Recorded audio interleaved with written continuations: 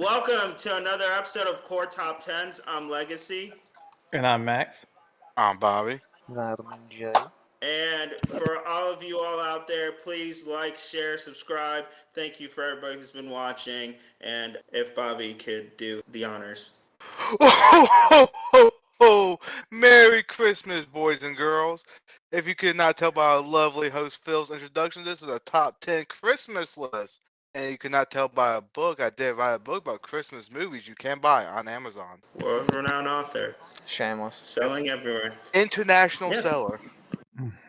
And with the Christmas PJs, Max with his lovely Christmas hat. I'm sure Jacob's got all the Christmas spirit around him. Oh, yeah. All right. Nah, I'm my Duke's tired. His heart is 3 sizes too small. Yeah, so as you know, we are doing our lovely Christmas specials just to get ready for the season, because it is the season. So this time we're doing Christmas specials. Last year we did movies. This time we're doing specials. Now the bar for that was set as it had to be under an hour and 15 minutes, because last year we had anything over an hour and 15 minutes. So some of the fun specials that we all wish we could have got in there, we got in there this time. Also, we did have a thing with it. They couldn't be like actual episodes of TV shows. So you're not going to see like the Fresh Prince of Bel-Air episode with Boyz II Men or any of the other shows, because we're probably going to do a list next year of top 10 Christmas episodes for TV shows. So, but we had to kind of like, these were one-offs that were either one-offs or they might have been part of a TV show, but they were like a little movies, and some of them came out like years after the show had finished. Okay, gentlemen, are we ready? Yes. Right. There was not a lot of diversity in this list. We had a total of 17 specials that we put. Yeah, not a whole lot there. There's probably our least diverse one. We're going to go into, we actually had 12 lists make it.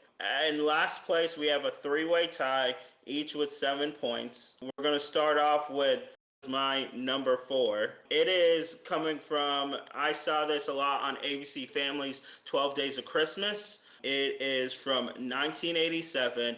It is The Life and Adventures of Santa Claus. Next week, take an all-new magical journey from boyhood to manhood to immortality. At last, the real story, the life and adventures of Santa Claus.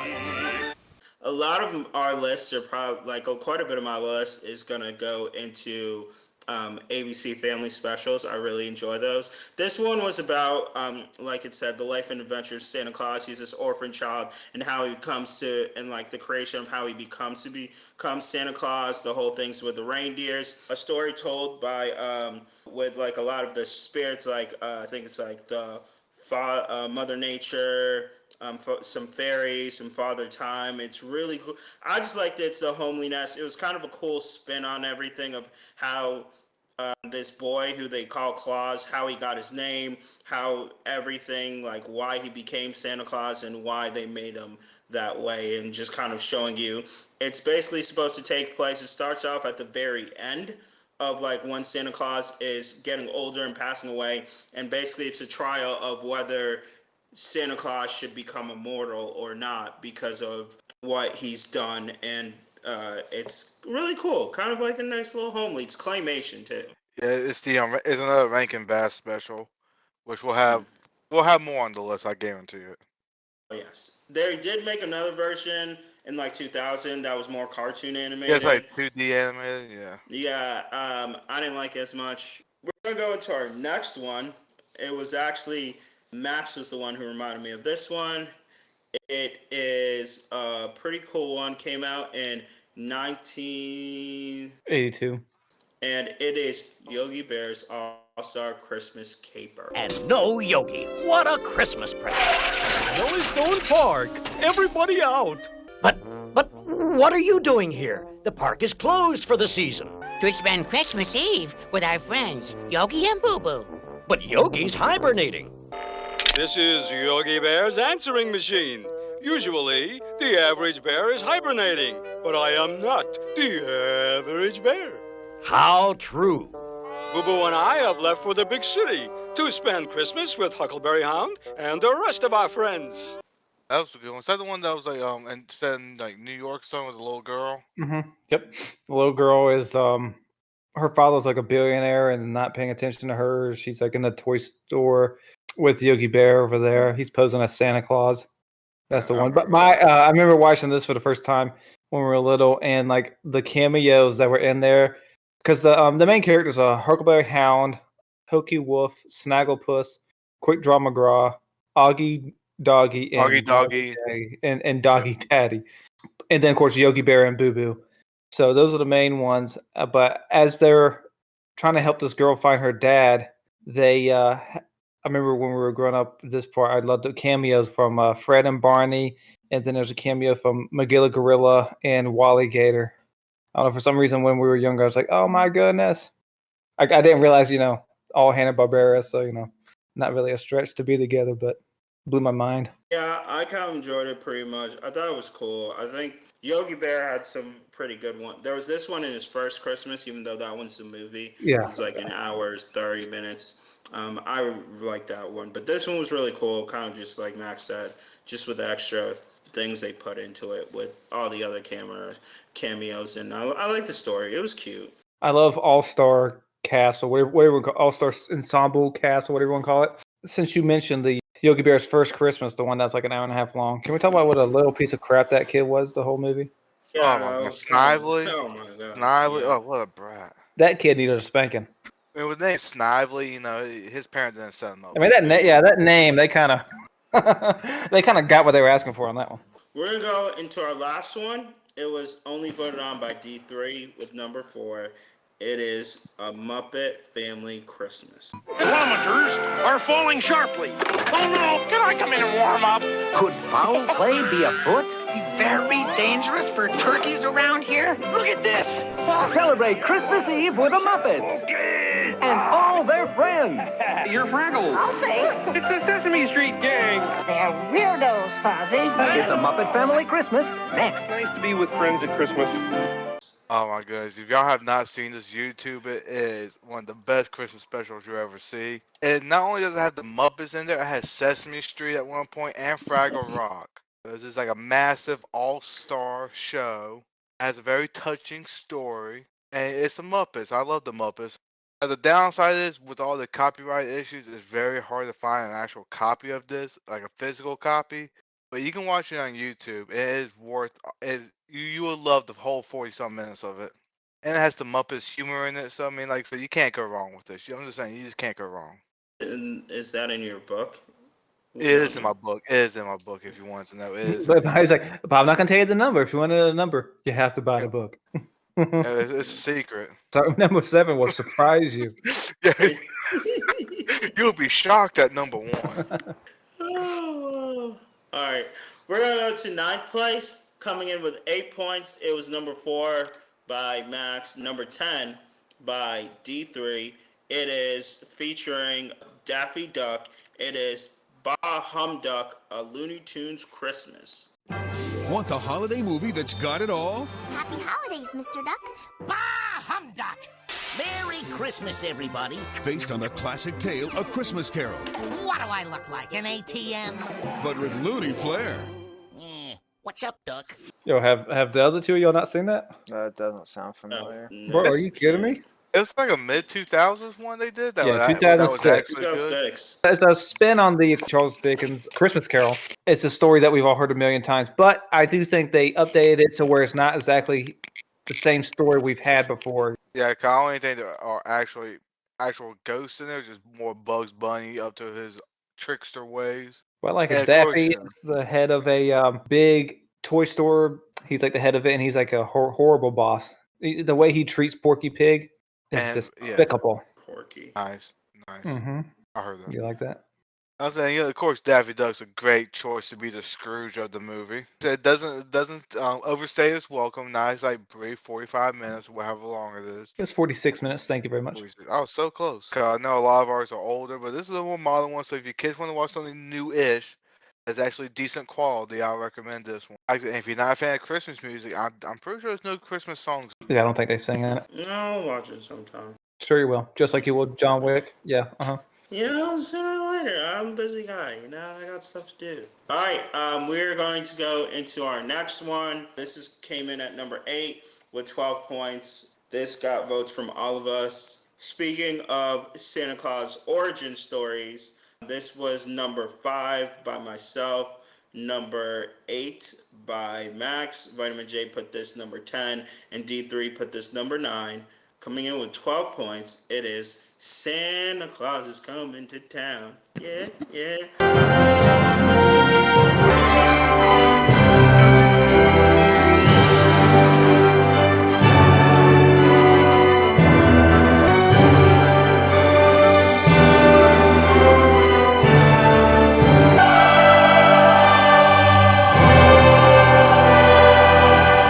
Around 1970. This one got some good music. My personal favorite is You Put One Foot in Front of the Other. And the Burgermeister. Yeah, Burgermeister Meisterburger. Who keeps stealing people's toys. Yeah, he's a jerk. I mean, why you hate toys? It's not their toys' fault that you can't see a toy and fall over it. Silly This law banning this toys. Silly. lumbering oaf. Oh, Mickey Rooney was he's Santa Claus in that movie. Okay. He did Santa Claus and multiple of the Rankin Bass ones. Fred Astaire. Oh, I know Fred Astaire. Yeah, he played himself pretty much. Narrator. Yeah, the music is great. The song Mrs. Claus sings in the middle of it. I always found boring. No, I think this was my favorite. But No More Toy Makers to the King. I like that one. That's a good one. That's a good one. I ain't could deny that. Yeah, But one that's foot the in one. front of the other is more of a banger. No, I gotta put No More Toy Makers to the King. Nah. See Nah, that's you a look- lump of coal in your stock. No, you need to hear me out. I'm telling you the business here, kid. Nah, you ain't correct. I'm gonna have to agree with D3 on this one. Yeah, I remember like having this VHS that had just random cartoon songs, and that was one of them. Is you put one foot in front of the other. I always had fun with that, and that's like the turn of the guy. That's when he becomes good. He becomes great. He becomes good instead of evil. I'm not surprised you didn't take my side. You never do. So. And like I said, I just like how this movie just sets up everything so beautifully about how the reindeer flies, why Santa Claus picked Christmas Day to be the day. And I also say for this, generally when so they're gonna be doing it with Willy Wonka coming out with that movie, right? They're showing Willy Wonka before you're Willy Wonka. And this movie, you're showing Santa Claus before you're Santa Claus. Generally, I don't like it when you show them before they became what we all want them to be. But I thought in this movie they did a good job of making me care about his story before he became Santa Claus.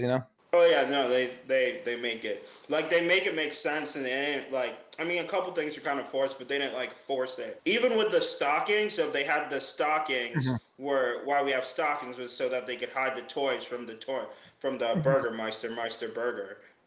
That was kind of cool. They did that way of explaining all this stuff. Well, I haven't seen this one in a few years, so I gotta put that back on the list. And it's an easy watch, really fun. Before you know it'll be over. It's really cool. I love it. We're gonna go into our next one. This one got a vote from everybody but me. Vitamin was 17 points.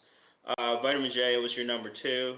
Dang. 3 and Max put it at number 7. Is the 1964 short, 47 minutes. Rudolph the Red-Nosed Reindeer. Join Rudolph in a trip to the island of misfit toys. Meet Yukon Cornelius, the funniest prospector of the North. Gadzooks, the humble snow monster of the North strikes again. It's a holly jolly Christmas special for the entire family. Don't miss Rudolph, Sunday, December 4th, in color on most of these stations. And it makes sense. I didn't realize these people were all made by the same company, because it makes sense because Santa looks like the exact same in every one. Right. This one's Rankin identical. Bass. Yeah, this one's another Rankin Bass one. Yep. I did like how they flipped it Santa on his axis, because Santa's always been pudgy. This one he's skinny Santa. Right. Well, he's skinny, but he got a big old head. Yep. Nobody likes a skinny Santa. And I love the snowman in here. He's called Sam the Snowman, but I love it just because of his Burl Ives, and he sings one of my favorite Christmas songs of all time. Holly Jolly Christmas. Yeah, and he pretty much looks like Burl Ives as a snowman. Just put a, pretty much goatee and all that. I said like pretty much like all the side characters are really good. Like Hermes is good, Yukon Mhm. Cornelius. I mean, this is where you get your. This is where you get the songs "Silver and Gold." And then you get obviously a Holly Jolly Christmas, obviously Rudolph, and then we are Santa's elves. And then you get the Island of Misfit Toys. Which y'all notice at the end when they like dropping the toys off, each one has a parachute, but the bird that can't fly, that one does not get a parachute. Nope, they said you can follow your death, man. It's just so funny too. Santa's giving all these toys. They got parachutes to fly safely, but not that bird. I said the only negative you say is just everybody's so mean to Rudolph and his nose being so bright. And I don't want to say this is deformity. I think that's a bonus one. That's Not a Hermie. superpower. Hermie was very nice about it because he was a misfit elf. So was Yukon, but all the reindeers, even Santa was mean about it. Yeah, that's one thing that like threw me off as a kid. Like, what, Santa was mean to Rudolph? This is Rudolph. But it ends up being what saves him because he had to guide the sleigh tonight. So it has World Couple of Misfits, Silver and Gold, Holly Jolly Christmas, and of course Rudolph the Red-Nosed Reindeer. And I also like the Jingle Jingle Jingle. And we are Santa's elves. So basically most of them. Jingle, jingle.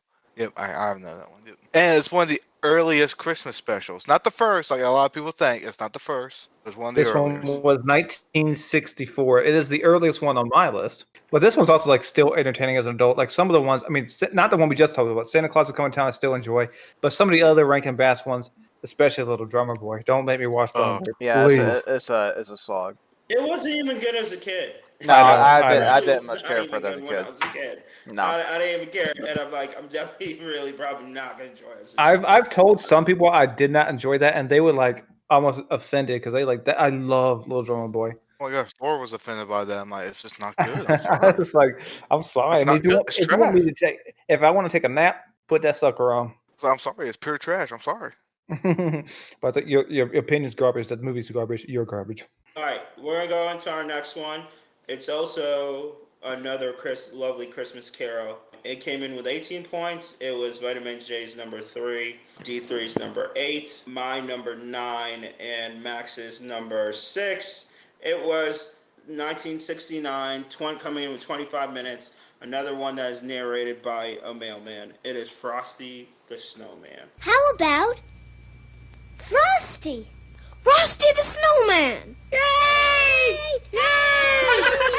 Frosty the Snowman, what a happy jolly soul! With a corncob pipe and a button nose and 2 eyes made out of coal. Another Rankin Bass one. They are a lot of bangers, man. This is a breeze. If you kids don't want to stand for a 40-minute one or even longer, this is only 25. It's a breeze. Yeah, you're in and out with this one. It's great. I think Jimmy Durante was the narrator for this one. That is correct. I just like the classic.